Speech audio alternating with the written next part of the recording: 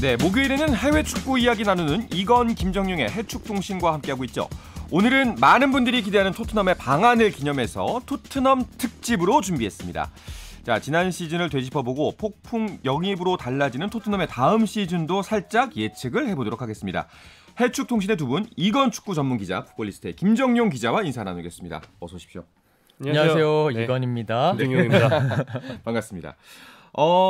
토트넘이 이제 벌써 3일 후면 입국을 하죠? 네, 그렇습니다. 3일 후 이제 한국 시간으로 이제 10일이죠. 네네. 10일에 입국을 하게 되는데, 야, 이게 저도 이제 입국 일정을 보면서 이 토트넘이 타고 오는 비행기의 코드명이 네. 이제 런던 영국을 왔다 갔다 하기 때문에 보통 이제 그 D 항공을 타면 네. K 항공, D 항공을 타면 908로 끝나는데 이게 다른 번호더라고요. 999 18 이렇게 했는데 이게 뭐냐? 특별기예요. 특별. 아, 그래요? 네, 특별기예요. 이게 제가 이제 그 영국에서 취재했었을 때는 선수단 그리고 스태프 네. 이렇게 등등등 한 80여 명이 온다고 하더라고요. 그래서 그 한국관광공사의 그 런던 지부 쪽에서 전폭적인 지원을 해줘서 아예 특별 편성을 해서 그 비행기를 타고 10일 오후에 10일 오후에 인천공항에 도착을 한다고 합니다. 그렇군요.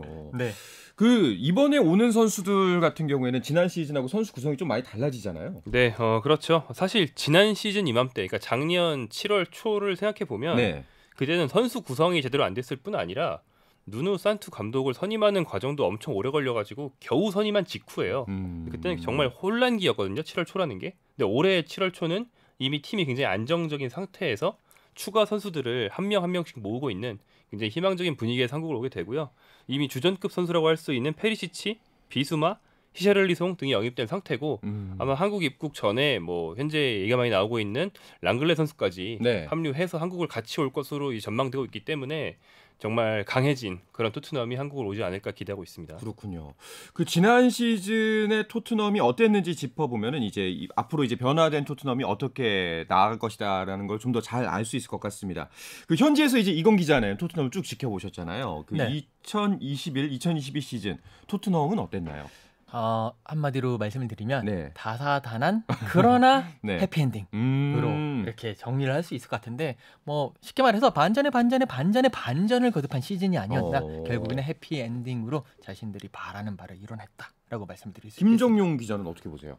저는 이제 토트넘이 다시 꿈을 꾸게 만든 시즌이다. 이렇게 말할 수 있을 것 같아요. 토트넘이 한 중상위권, 그러니까 한 5, 6위 정도의 자리매김한 지는 벌써 거의 20년 정도 되지만 그 중에서도 거의 우승에 근접했던 거는 포체티노 감독이 있을 때거든요. 근데 포체티노 감독 말년에 그 시기에 원동력이 떨어지면서 팀이 약간 좀 침체되고 다시 한 5, 6위 정도 한 팀으로 내려가는 것 같았어요. 그러면서 2시즌 연속으로 챔피언스리그 진출에 실패했는데 그걸 이제 콘테 감독이 부임하고 손흥민 선수가 득점왕을 차지하고 팀이 다시 재궤도에 오르면서 다시 챔피언스리그도 돌아갔고 그걸 본 구단주가 돈도 더 많이 꺼내놓게 만들고 이렇게 좀 희망을 품게 만든 그런 시즌이었습니다. 그렇군요.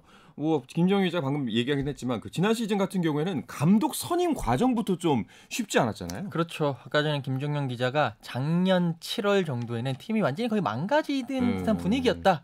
그런 상황이었다 얘기했는데 그게 이제 감독 선임부터 되게 애매했었습니다. 그러니까 조제 무리뉴 감독이 이제 경질되고 난 다음에 감독을 선임하기가 쉽지가 않아서 일단 시즌 끝날 때까지는 라이언 메이슨 코치로 간다라는 그런 체제로 가고 난 다음에 어쨌든 시즌을 끝냈어요. 그리고 감독을 선임을 하려고 했는데 모든 웬만한 감독들, 그러니까 감독 영입설로 이 토트넘이 거의 유럽을 일주를 했어요. 이 감독 영입한다더라, 저 감독 영입한다더라 그렇게 하면서 잘 안 됐고 특히 이제 콘테 감독 영입하려고 했는데 어느 정도까지 갔는데 결국 마지막 순간에 콘테 감독은 토트넘은 그 당시 이제 7월이었죠, 6월이었죠.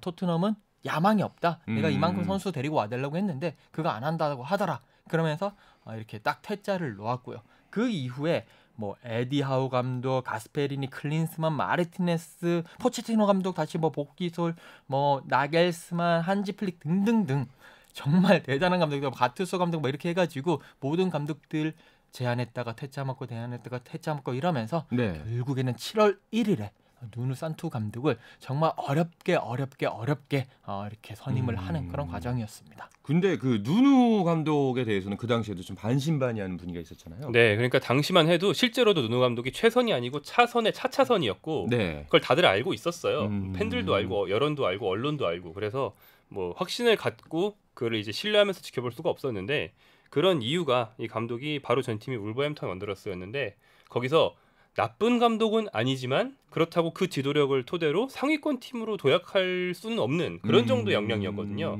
그리고 이제 역량의 어떤 능력치의 총합을 따지는 것도 따지는 거지만 스타일 면으로 볼 때 네. 약간 약팀의 마인드로 우리는 좀 수비적으로 해야 한다 이런 마인드로 경기를 하는 사람이었어요. 근데 이제 전임 무리뉴 감독도 굉장히 수비적인 사람인데 또 그런 사람이 오니까 팀이 지나치게 수비적으로 고착화가 되는 데다가 무리뉴 감독은 그래도 수비적인 가운데 승부사적인 기질 또 선수들을 이제 정신 벌쩍 들게 만드는 어떤 리더십 이런 게 있었는데 네. 산투 감독은 사람이 물렀어요. 그렇다 보니까 무리뉴 감독보다 비슷한데 열합한인 그런 사람이 온 꼴이 되어버려서 뭐 당시에 뭐 신뢰를 받지 못했고 실제로 좋은 성적을 내지 못한 거죠. 그러다 보니까 이제 뭐 결국에는 124일 만에 경질이 됐습니다. 당시에 현지 분위기는 어땠나요? 그러니까 이제 이 누누 산투 감독이 부임을 하고 프리시즌 어느 정도 하고 난 다음에 초반 3경기는 괜찮았어요. 네. 뭐 맨시티도 완파하고 일단 3연승을 달렸는데 그 초반 3경기가 3연승을 달렸습니다만 1대0 특히 이제 울버햄튼 원정이라든지 네. 와포드와의 경기 상대적으로 그 팀이 약했음에도 불구하고 경기 내용은 내주면서 겨우 이겼던 그런 경기력을 보여주면서 상당히 불안했고 그다음 그 이후에 왔었던 경기들에서 이제는 패배를 하게 되면서 계속 순위가 내려가면서 뭐 10위권 밖으로도 내려가고 여러 가지 좋지 않은 모습을 보여줬습니다. 그러면서 또 특히 팀의 장악력도 안 좋았고 이게 그때 이제 그 누누 산투 감독의 그런 지도력에 대해서 의문을 표했던 그런 하나의 일화가 하나 있는데 네. 기자회견을 갔어요. 기자회견 취재를 갔는데 기자들이 갑자기 이 누누 산투 감독과 싸우는 거예요. 그러니까 당신의 저기 에이전트가 과연 이 선수단의 에이전트들과 어떤 식의 관계를 가지고 있느냐. 그러니까 선수단 영입함에 있어가지고 당신의 에이전트 그때는 이제 조르제 멘데스였거든요. 그 멘데스 에이전트의 영향력이 얼마나 되느냐 이런 질문을 하는 거예요. 그 얘기는 뭐냐면 결국 당신의 에이전트를 통해서 이 팀을 또 장악하려는 거 아니냐. 그러니까 실력이 아니라 그런 연줄로 장악하려는 게 아니냐. 라는 질문을 하면서 이 누누 산투 감독과 그 기자들이 좀 이렇게 언쟁을 높였던 그런 일들이 있었는데 그만큼 현지 기자들도 누누 산투 감독에 대해서 그렇게 좋은 평가를 내리지 않았고 상당히 흔드는 모습이었고 결국에는 124일 만에 그 이제 10라운드 경기 맨유와의 경기에서 패배하고 난 다음에 바로 전격 경질 시키는 그러니까 어떻게 보면 토트넘이 빨리 환불을 도려낸 그런 뭐 결단을 내렸다라고 말씀을 드릴 수가 있겠습니다. 그 현지에서 어떻게 보셨는지가 궁금한데 그 전에 듣기로는 또 이제 중계로 보기에는 팀이 압박을 받고 궁지에 몰리면 산투 감독이 리더십을 보이면서 하다못해 센 척이라도 해야 되는데 먼저 울 것 같은 표정을 하는 것들이 중계에 많이 잡혔거든요. 네. 실제로 좀 그렇게 유약해 보인 면이 있었어요. 이게 좀 이 누누 산투 감독이 사실 뭐랄까요, 되게 착해 보이잖아요. 그러니까 이제 뭔가 이렇게 말씀하신 대로 그냥 가만히 있고 뭔가 액션을 안 취하고 선수들을 독려하지 않는 모습 동공이 때문에 흔들리고 동공이 흔들리고 그렇기 때문에 이 팬들도 누누 산투 감독한테 좀 야유도 퍼붓는 그런 이런 얘기들도 많이 좀 들었는데 좀 그런 게 있었습니다. 그렇군요. 그래서 결국에는 이제 그 후임으로 콘테 감독이 왔죠. 네, 누누 산투 감독이 5승 5패 상황에서 경질이 되고 콘테 감독이 11월 달에 부임을 했는데 아까 김 기자 얘기하신 대로 그 원래 여름에는 영입에 실패했다가 콘테 감독이 오는 오퍼들을 다 물리치고 그냥 무직으로 남아 있었어요. 그렇다 보니까는 이제 사실은 어떻게 보면 먼저 감독을 경질하는 팀이 콘테를 잡을 수 있는 그런 묘한 상황이 됐는데 이때 토트넘이 콘테 감독이 사실 연봉이 전 세계 감독 중에서 한 세 손가락에 드는 그런 사람이거든요. 그런데 그걸 쾌척을 하면서 과감하게 영입을 하는데 성공을 했고 이제 콘테 감독은 또 선수를 사주는 약속이 없으면은 팀을 안 놨습니다. 굉장히 야심가라서 나 전폭적으로 지원 안 해주면은 이력서에 도장 사인 안 합니다 이렇게 나오는데 그거를 약속을 한 거죠. 그러면서 토트넘이 과감한 모습을 보였고 콘테 감독이 오자마자 팀의 중심을 굉장히 빠르게 잡았고요. 뭐 전술적으로 콘테 감독이 앞선 뭐 첼시나 유벤투스에서 성공을 거뒀던 3백을 빠르게 이식을 하기도 했고 뭐 선수들이 좀 정신 번쩍 차리게 만드는 그런 특유의 카리스마도 보여줬습니다. 그러면서 결과적으로는 치열한 아스널과의 4위 경쟁 끝에 4위를 차지하면서 다가오는 시즌 챔피언스리그에 진출할 수 있게 됐고 이를 토대로 더 좋은 선수들을 영입할 수 있는 선순환이 일어나고 있는 거죠. 그러니까요. 결국에는 진짜 결정적인 한 수가 됐습니다. 네, 맞습니다. 11월 달에 그러니까 딱 리그 10경기 딱 치르고 별로 안 좋았을 때 그때 누누 산투 감독과 그의 그런 뭐 같이 있었던 그런 환부들을 다 도려내고 아예 새 살을 심자 이렇게 해서 콘테 감독을 데려왔고 콘테 감독도 처음에 왔었을 때는 솔직히 막막했을 거예요. 그렇죠. 그러니까 자기가 이렇게 데리고 있었던 그리고 선수들 뭐 팀이 인터밀란이라든지 첼시라든지 이런 팀인데 지금 뭐 딱 왔는데 토트넘은 사실 이제 뭐 손흥민 선수, 해리케인 선수 말고는 이렇다 할 선수가 없었던 상황이었거든요. 그럼에도 역시 이제 자신이 가지고 있는 철학과 전술을 빨리 토트넘에게 이식을 시켰고 특히나 이 3백 전술로 회귀를 했는데 그때 신의 한 수가 벤 데이비스를 네. 이제 센터백으로 세운 거예요. 3명의 센터백 중에 벤 데이비스를 왼쪽 수비수로 했는데 이게 어떤 효과를 이제 보였냐면 왼쪽 수비수로 가면서 이 벤 데이비스가 중앙 수비수도 되지만 그 체질적으로 왼쪽 풀백이거든요. 그러니까 여기서 중앙 수비와 왼쪽 풀백을 왔다 갔다 하면서 3.5백이라고 하죠. 그런 하이브리드 그런 3백을 이제 사용을 하게 되면서 이 토트넘의 전체적인 수비 라인의 유용성이 상당히 넓어졌고요. 그 덕분에 측면이 강화되면서 손흥민 선수가 좀 더 그러니까 이제 공격의 자유를 얻게 되고 해리케인도 지원하게 되면서 이 공격력이 높아지게 됐고 실제적으로 누누 산투 감독이 있었을 때 10경기에서 골 득실차가 마이너스 9였거든요. 네. 그런데 이제 맨 마지막에 다 끝나고 난 다음에 이 토트넘의 골 득실차가 플러스 29가 됐어요. 그러니까 콘테 감독 체제하에서 플러스 36을 더 했다는 거죠. 골 득실차가 많은 골 넣고 이렇게 했던 그런 경기로 보였습니다. 굉장히 신기합니다. 진짜 감독의 역량이 굉장히 중요하구나. 이 축구라는 스포츠에서.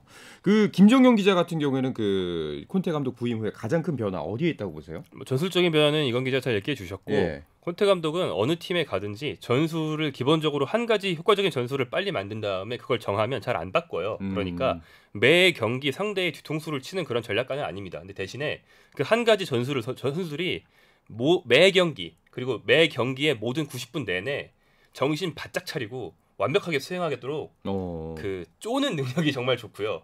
본인부터가 승리에 대한 욕망이 굉장히 강하고 네. 그걸 선수단 전체에 전파해서 그 어떤 승리의 화신으로 팀을 탄생시키는 그런 카리스마가 있어요. 그래서 어떤 승부수에 좀 약하기 때문에 토너먼트 대회에서는 보통 약합니다. 한 10강점에서 많이 떨어지는데 리그에 정말 압도적으로 강하거든요. 현재까지 이제 맡은 빅클럽마다 리그 우승을 한 번씩은 다 했어요. 네, 그런 역량 여기서 또 발휘가 된 게 아닌가 싶습니다. 그 콘테 감독의 위기 관리 능력에 대해서도 말들이 많습니다. 뭐 점수를 꽤 잘 주는 편이죠. 그렇죠. 그때 이제 토트넘에 부임을 하고 난 다음에 사실 토트넘이 계속 안 좋았으니까 계속 왔다 갔다 했거든요. 네. 특히 이제 그때 유로파 컨퍼런스 리그에서 그 코로나19 사태 때문에 그냥 토트넘의 홈 경기였는데 마지막 경기를 이제 제노와의 경기였는데 안 하고 그냥 넘어가고 난 다음에 그리고 그 경기가 몰수패가 되면서 그냥 이제 그 토트넘이 유로파 컨퍼런스 리그에 탈락한 적이 있어요. 네. 이때 콘테 감독은 이제 원론적인 얘기는 하더라고요. 이거 뭐 이게 말이 되느냐? 우리가 이제 뭐 하기 싫어서 안 한 것도 아니고 뭐 그런 코로나19 때문에 안 했는데 이거는 정말 말도 안 된다라고 얘기를 해놓고 속으로는 뒤에서 엄청 웃었어요. 그러니까 이게 아예 차라리 잘 됐다. 네. 그러니까 유로파 컨퍼런스 리그 우승해봐야 별 메리트도 없고 별 이득도 없고 그런데 아예 이걸로 해가지고 그냥 우리는 유로파 컨퍼런스 리그를 하지 말고 리그에 집중을 하자. 네. 그냥 팀의 모멘텀 자체를 유럽 대회에서 아예 리그에 집중하는 쪽으로 하면서 결국 4위 등극이라는 그 결과에 그 큰 결과에 디딤돌을 쌓았다라고 말씀드릴 수 있겠습니다. 그 콘테 감독 부임 시절에 위기를 꼽아본다면 언제가 될까요? 그 아까 제가 전술이 좀 단조롭다고 말씀드렸잖아요. 예. 그 단조로운 전술이 한번 그 파회가 된 적이 있습니다. 한번 2월부터 살짝 파회가 되기 시작해서 그 시즌 막판으로 막 접어들 때 즈음에 뭐 브라이턴 앤드 호브 엘비언이라든가 많은 팀들이 이렇게 하면 토트넘은 쉽게 잡을 수 있다는 걸 알아버렸어요. 뭐 손흥민, 쿨세스키 정도의 공격 루트를 막으면 공격 루트가 더 이상 없다. 그래서 뭐 패, 승, 무 이렇게 하긴 했지만 사실은 경기를 계속 안 좋았던 경기들이 1년이 이어졌는데 네네. 이걸 이제 그 간 좋은 흐름 속에서 만난 상대가 아스널이었는데 아스널과의 경기에서는 어떤 전술적인 승부가 아니고 집중력의 차이로 이걸 이겨내면서 결국에는 가장 결정적인 경기에서 이제 대승을 거두고 4위로 가는 정말 결정적인 계기를 만들었죠. 그래서 전술적인 위기가 왔을 때 집중력과 투지로 또 어떤 승부사적인 그런 기질로 극복한다는 것을 그날 경기에서 단적으로 보여줬습니다. 자, 이 부분이 좀 약간 궁금하더라고요. 이제 현지에 계시니까 이건 네. 기자님 같은 경우에는 그 혹시 그 콘테 감독을 싫어하는 토트넘 팬도 있나요? 와 이게 네. 거의 없어요. 그러니까 저도 정말로 매 경기 끝나고 네. 팬들 만나시잖아요. 팬들 맨날 만나거든요. 네. 인터뷰하고 이렇게 해서 뭐 이렇게 영상도 만들고 그렇게 하는데 콘테 감독 이렇게 얘기하면 항상 콘테 감독은 최고다. 정말 좋아하고요. 그다음에 이제 콘테 감독이 뭐가 있냐면 경기 막판 되고 예를 들어 이긴다라든지 그러니까 경기 시작하고 난 다음에도 이 팬들이 안토니오 콘테 감독 노래가 있어요. 뭐 안토니오 뭐 이렇게 하는 노래인데 그걸 계속 불러주고 이겼을 때도 그러니까 이기고 있을 때 막판에 그 노래를 부르면 콘테 감독이 거기서 이 팬들을 향해서 박수를 이렇게 계속 쳐줘요. 그러면서 팬들과 이 공감하는 능력, 팬들의 이 축하에 정말 감사하는 능력을 보여주면서 이 콘테 감독의 그 인기는 대단하고 어떻게 보면 무리뉴 감독 뭐 이런 감독들보다 훨씬 더 루군이 많은 그런 감독입니다. 그렇네요. 자 이렇게 해서 토트넘은 결국 2019-20 시즌 이후 3년 만에 챔피언스리그에 진출을 했고요. 손흥민 선수는 득점왕에 오르게 됐습니다. 자 손흥민 선수의 득점왕 이야기는 잠시 쉬었다 와서 계속 나누도록 하겠습니다.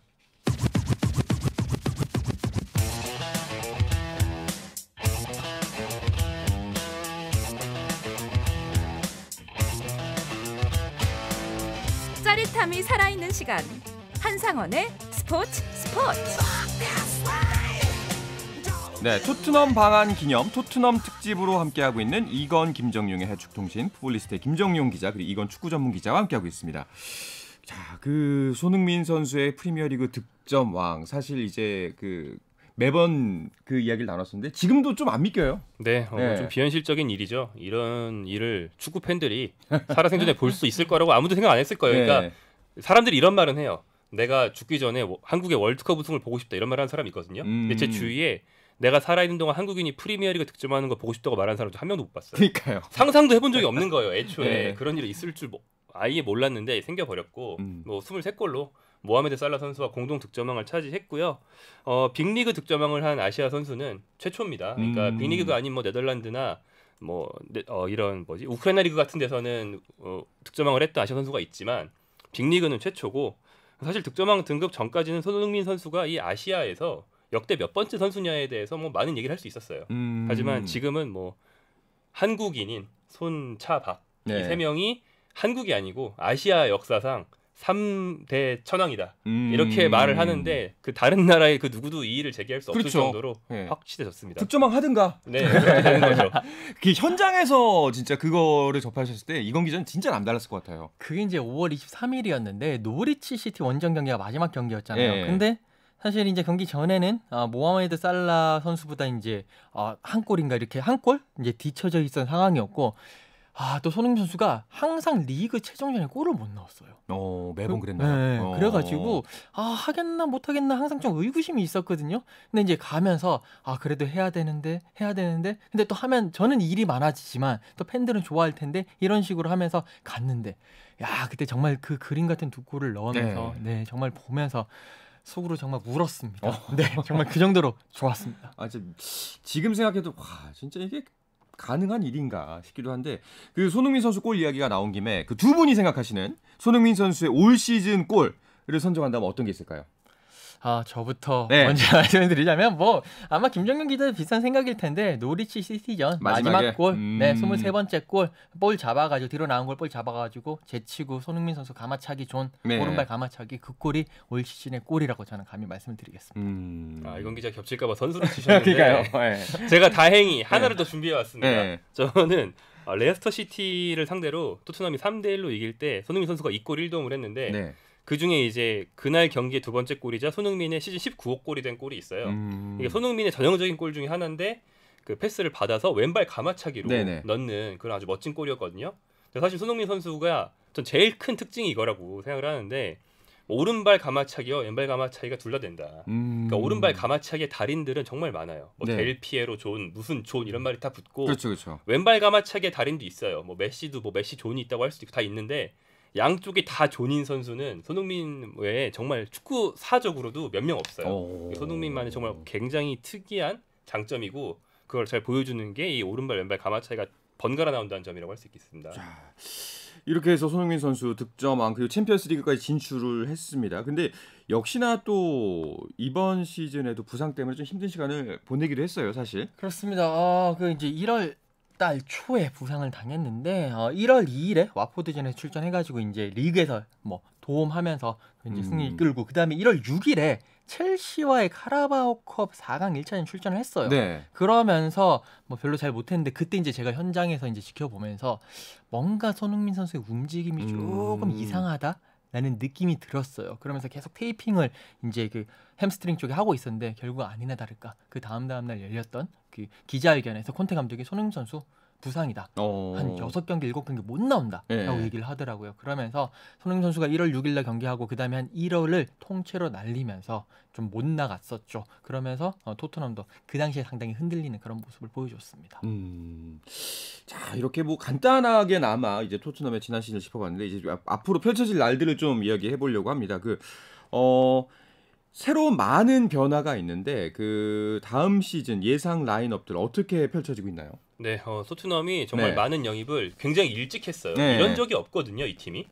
원래 저는 이제 시장에 가면 주변 말이 없어서 흥정을 못 해요. 그래서 주인이 얼마라고 하시면 그냥 그 돈 내고 바로 가져오는데 제 옆에 간 사람이 꼭 저보다 거의 5분 늦게 흥정을 계속하면서 저보다 3,000원 싸게 사가는 그런 사람들 있잖아요. 토트넘은 원래 그런 스타일이에요. 이적 시장 끝날 때까지 흥정하는 스타일이거든요. 손흥민 선수도 토트넘 올 때 8월 말에 왔어요. 근데 7월 초에 이렇게 많은 선수를 산 적이 거의 토트넘이 없다시피 한데 이번에 콘테 감독을 얼마나 전폭적으로 지원해주고 있는지를 이제 영입 시기를 봐도 알 수 있는 부분이고 이제까지 온 선수들을 좀 대충 보면 윙백 페리시치, 미드필더 비수마, 공격수 히샬리송 이 세 명은 주전급이라고 할 수 있고요. 그리고 이제 로테이션급인 골키퍼 포스터 선수도 왔습니다. 그리고 센터백과 오른쪽 윙백도 아마 영입을 할 텐데 그중에 센터백으로는 그 바르셀로나 소속이고 프랑스 대표인 랑글레 선수가 지금 영입 직전이다. 오늘 나온 뉴스로는 이미 런던에 와 있다라는 얘기가 있고요. 아마 영입이 확정된다면 한국에 올 때 랑글레까지 들어오면서 다음 시즌에 밑그림을 다 그린 채로 프리시즌 훈련을 하게 될 겁니다. 만약에 이제 말한 대로 다 이루어진다면 이건 기자님이 생각하시기에는 이 정도면은 토트넘이 우승까지 가능한 전력이라고 보시나요? 솔직히 말씀드려서 이제 토트넘이 나갈 대회가 4개 대회가 있어요. 프리미어리그, 챔피언스리그, 그다음에 FA컵, 리그컵. 근데 프리미어리그는 좀 힘들고요. 저는 개인적으로는 FA컵이나 리그컵에서 우승을 한번 하나는 하지 않겠느냐라는 생각을 하게 되고 챔피언스리그는 16강까지 가면 그때는 어떻게 될지 모른다. 그러니까 이 콘테 감독이 또 머리도 잘 쓰고 집중력을 이렇게 극대화시키기 때문에 그때는 마음을 비우고 도전해보자. 일단은 리그컵, FA컵 여기를 노려라. 그쪽이 우승 가능성이 높다라고 볼 수 있습니다. 이번에 변화된 라인업을 보면 이제 가장 빅딜 중에 하나가 이제 히샬리송의 영입인데 이게 공격에 어떤 변화를 줄 거라고 생각하세요? 네, 히샬리송 선수는 기본적으로는 굉장히 뛰어난 선수고 브라질 대표팀에서 주전 경쟁을 하고 있는 스타 공격수입니다. 이 정도도 정말 많이 주고 데려왔고요. 그래서 주전급으로 안 쓸 수는 없습니다. 근데 기존 공격진 중에서 손흥민과 해리케인은 사실 네이마르가 오지 않으면 못 밀어내요. 득점왕을 누가 밀어냅니까? 그렇죠. 그렇기 때문에 이 두 선수와 히샬리송까지 조합해서 선발로 쓸 거라는 예상이 현재서 가장 많은데 이들이 조합이 잘 맞는지를 이제 체크를 해봐야 되고요. 그다음에 기존에 함께 호흡을 맞춰줬던 쿨루세브스키 선수도 되게 굉장히 뛰어난 도움이에요. 그렇기 때문에 쿨루세브스키도 많이 뛸 거거든요. 근데 이제 토트넘이 다음 시즌 챔피언스리그에 나가서 경기 수가 늘어나고 주전이 뛰는 경기가 늘어나기 때문에 아마 돌아가면서 조금씩 쉴 것 같고요. 대강 대략의 수치를 말해보면 손흥민과 해리케인이 전체 경기 한 80% 정도 뛰고 콜로세브스키와 히샬리송이 전체 경기 한 70% 정도 뛰면서 출장 시간을 고루 나눠 갖는 그런 모습이 되지 않을까 생각합니다. 알겠습니다. 이제 토트넘이 우리나라에 와서 두 경기를 펼치게 되지 않습니까? 팀 K리그하고 이제 세비야하고 경기를 펼치게 되는데 자, 이 두 경기 두 분이 보시기에 이런 부분에 좀 더 집중해서 보면 훨씬 더 재밌게 볼 수 있을 거다. 마지막으로 짧게 한 말씀씩 부탁드리겠습니다. 저는 그냥 보시면서 토트넘을 국내에서 많이 느끼십시오. 그거 하나면 콘테 감독 많이 보시고요. 그거 2개입니다. 이미 많이 느껴본 사람의 어떤 우월감이군요, 저건. 맞아요. 그렇죠. 저는 이제 팀 K리그에 손흥민 선수의 동료들, 대표팀 동료들 또 예전부터 같이 뛰어본 선수들이 많이 있기 때문에 그들과 이제 어우러지는 토트넘의 모습이 굉장히 기대가 되고 그리고 원래 이런 거 하면 팀 K리그에 스타가 한 명씩 나옵니다. 누가 위고 요리스 골키퍼를 뚫고 손흥민과 마주 세레머니를 하게 될지 뭐 이런 점에서도 좀 초점을 맞춰볼 수 있을 것 같습니다. 네, 잘 알겠습니다. 자, 이 이야기를 끝으로 토트넘 방한 기념 특집으로 준비한 해축통신 마무리하겠습니다. 이건 축구 전문 기자 풋볼리스트의 김정용 기자와 함께했습니다. 고맙습니다. 고맙습니다. 감사합니다. 네, 내일도 저는 저녁 8시 30분에 돌아오겠습니다. 아나운서 한상원이었습니다. 스포츠!